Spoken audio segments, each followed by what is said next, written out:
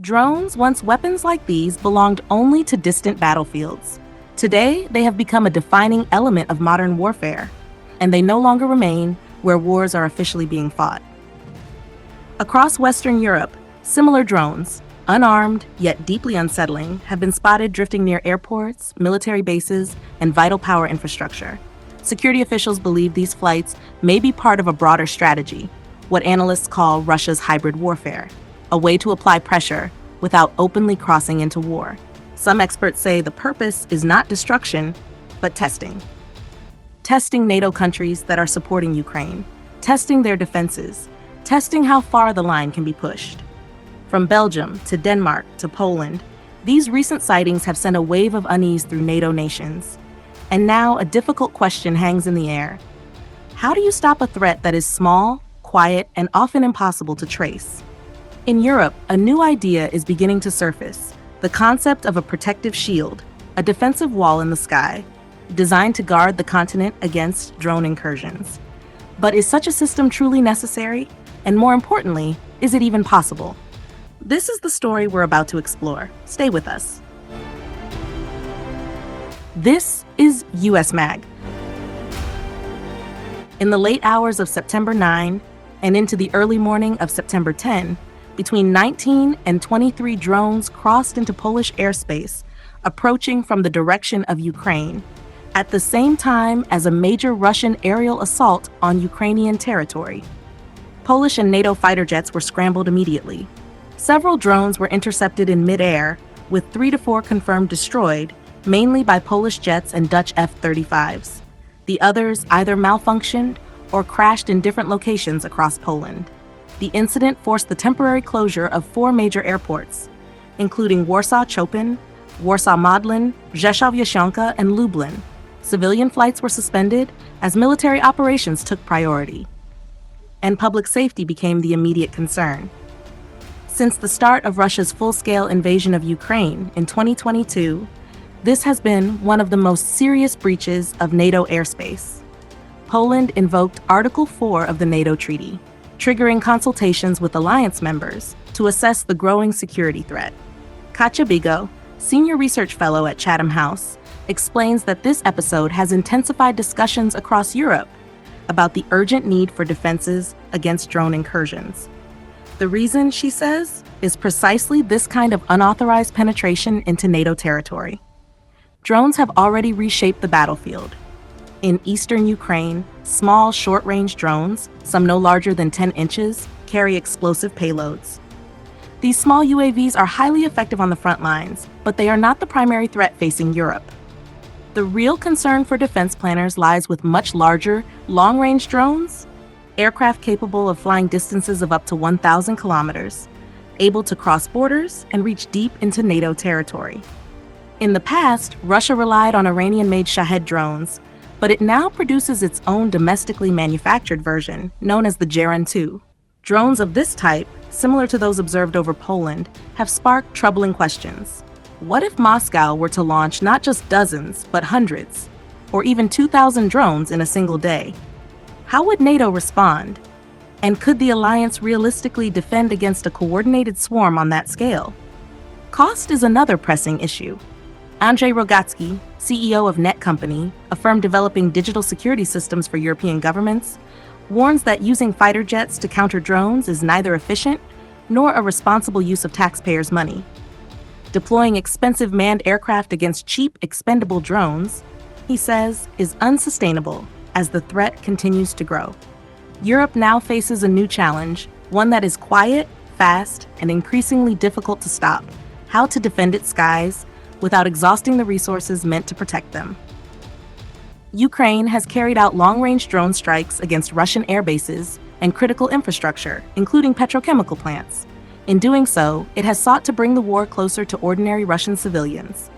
At the same time, maritime drones are operating above and below the surface of the sea, without any crew, posing a serious threat to Russian naval vessels. Amid this conflict, a new challenge has emerged: drones that cannot be identified. Anonymous, mysterious drones, a growing concern across Europe. Sometimes, in the darkness of night, they suddenly appear over airports, as happened earlier this month at Belgium's main airport. Similar incidents have been reported in Denmark, Norway, Sweden, Germany, and Lithuania. While the drones seen over Western Europe were unarmed, their unidentifiable nature makes it difficult to trace their origin or determine who sent them. It is also unclear whether they are being guided from nearby naval vessels. Western intelligence agencies suspect Russia, though the Kremlin has denied any involvement.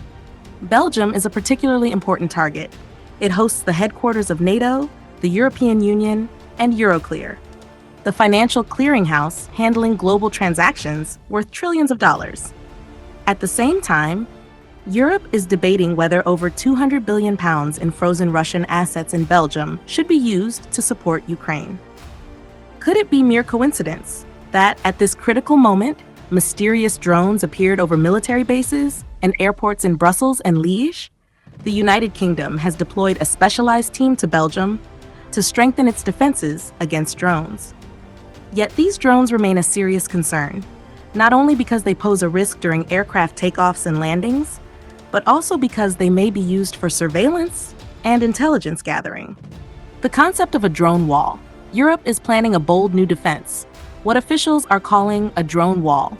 Stretching from north to south, it will combine radar systems, advanced sensors, electronic jamming, and weapons platforms, all designed to detect incoming drones and neutralize them before they can strike.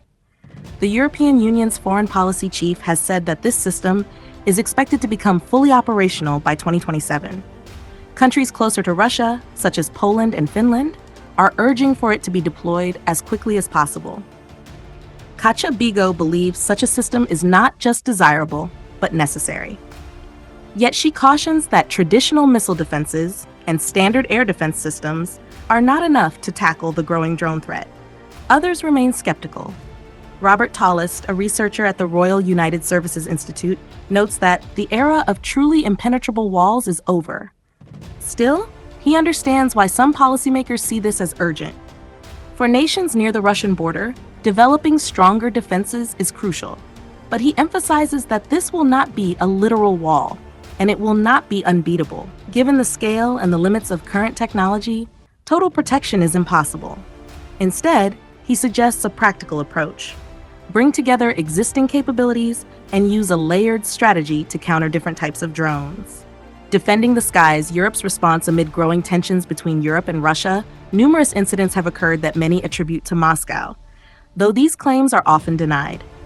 These events have ranged from cyber attacks to disinformation campaigns, fires in cargo shipments, espionage, and acts of sabotage.